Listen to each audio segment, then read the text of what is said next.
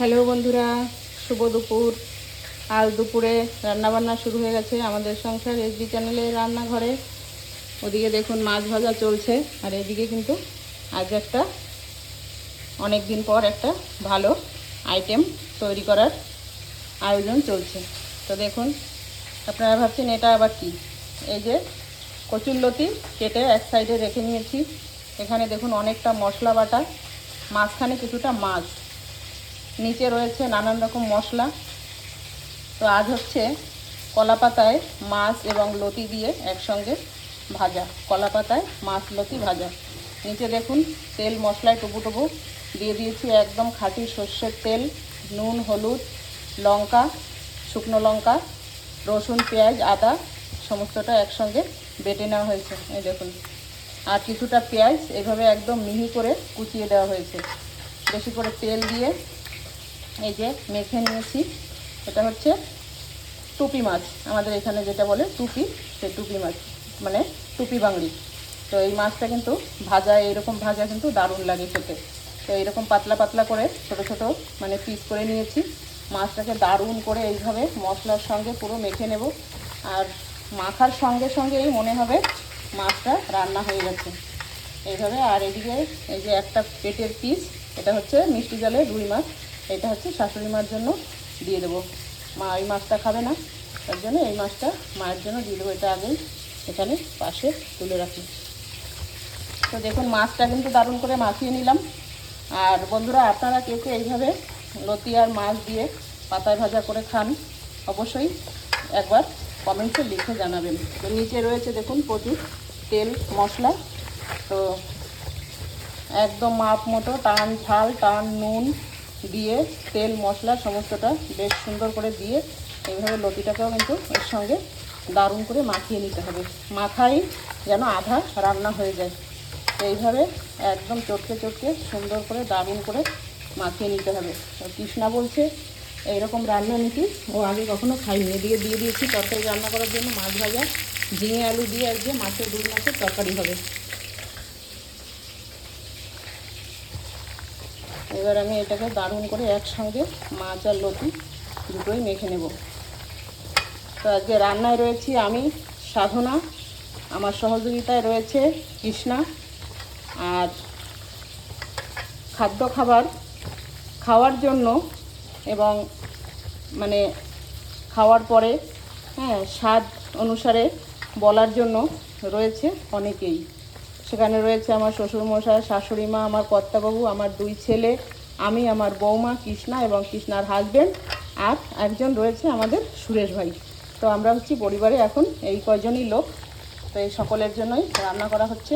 আর আমরা 3 বারই রান্না করি, সকাল, দুপুর এবং রাতে। তো আপনাদের সকলের জন্য তুলে ধরি দুপুরের প্রত্যেক দিনের যে রান্না হয় সেই রান্নাটা। তো নর্মাল আমরা সাধারণ গ্রাম্য পরিবেশের সাধারণ পরিবারে আমরা সকলে থাকি একসঙ্গে মিলেমিশে। তো এই যে হচ্ছে আজ দুপুরের রান্নার কিছুটা আয়োজন আপনাদের সঙ্গে শেয়ার করছি। তো বন্ধুরা, সকলে মানে সঙ্গে থাকবেন এবং আজ দুপুরে আইটেমগুলো কি কি রান্না হচ্ছে দেখার জন্য চোখ রাখবেন 1:30 থেকে 2টোর মধ্যে আমাদের সংসার এসবি চ্যানেলে। তো বন্ধুরা, এই দেখুন মাখিয়ে নিলাম। আর এইভাবে এখন মাছ এবং লতি দুটোই কিন্তু, পাতাটা এই যে কলা পাতা নিয়ে নিয়েছি দেখুন, এটা আগার পাতা, এটা একটু আগুনে হালকা একটু সেঁকে নিয়েছি। তাহলে কি হয়, পাতাটা নরম হয়ে যায়, ছেঁড়ার ভয় থাকে না।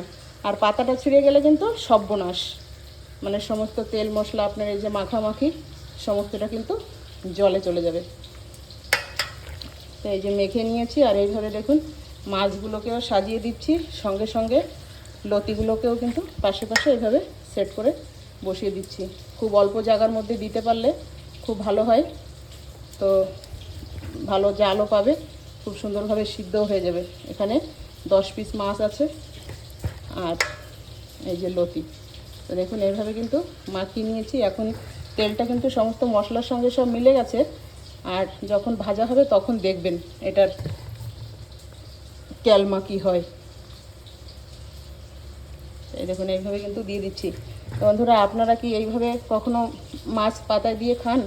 যদি না খান বন্ধুরা সেটাও জানাবেন, আর যদি খেয়ে থাকেন সেটাও জানাবেন। আর এই যে আমার কথা এবং আমার এই যে মাখামাখি মাছ, এই যে সাজানো, এই যে সমস্ত কিছু, এর মধ্যে যদি আপনার কোথাও কোনো অংশ আপনাদের ভালো লাগে কারো, তাহলে সেটাও কিন্তু নির্দ্বিধায় আমাকে জানাতে পারেন বা বলতে পারেন। এই দেখুন হয়ে গেল কিন্তু আমার মাখানো এবং সুন্দর করে সাজিয়ে দেওয়া।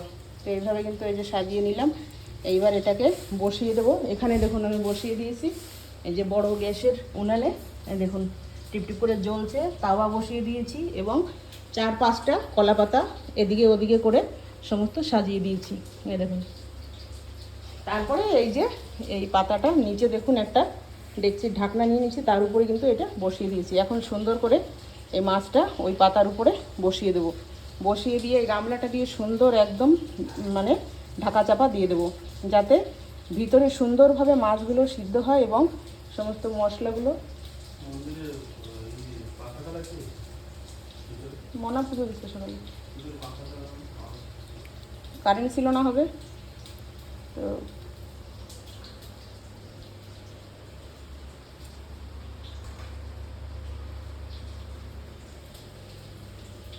হয়ে গেছে রেডি করা। ওদিকে কর্তাবাবু চলে আসছিল, বলছিল কোথাও একটা পাখা চালানো আছে মন্দিরের মধ্যে, ঠাকুর ঘরে পাখা চালানো। আজ বৌমা সকালে পুজো দিতে গিয়েছিল অনেক দিন পরে, তো হয়তো তখন কারেন্টটা চলে গেছে, সেই কারণে ফ্যানটা কিন্তু সুইচটা অন করা ছিল। এখন কারেন্ট আসছে, এখন ওদিকে ফ্যানটা চলছে।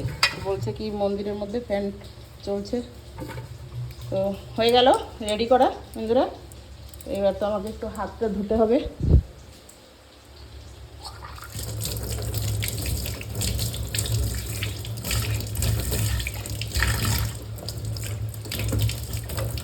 হাতটা ধুয়ে নিলাম। দেখি এক হাতেই চেষ্টা করে দেখছি যে মাছটা আমি বসাতে পারি কি না। হাই, বসিয়ে দিলাম। এই দেখুন ঢাকনাটা এইভাবে একটু নেড়ে চেড়ে ঢেলে দিলাম, হয়ে গেল।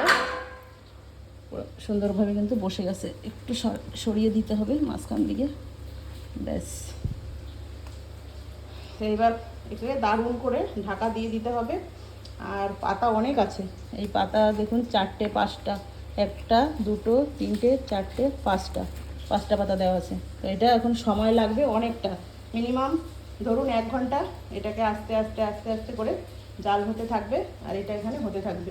তারপরে গিয়েই হবে জবরদস্ত রান্না। তো বন্ধুরা হয়ে গেছে। তো সকলে ভালো থাকুন, সুস্থ থাকুন এবং এর পরের ভিডিওটা দেখার জন্য চোখ রাখুন 2টো থেকে 2:30টার মধ্যে আমাদের সংসার এসবি চ্যানেলে। টাটা বন্ধুরা।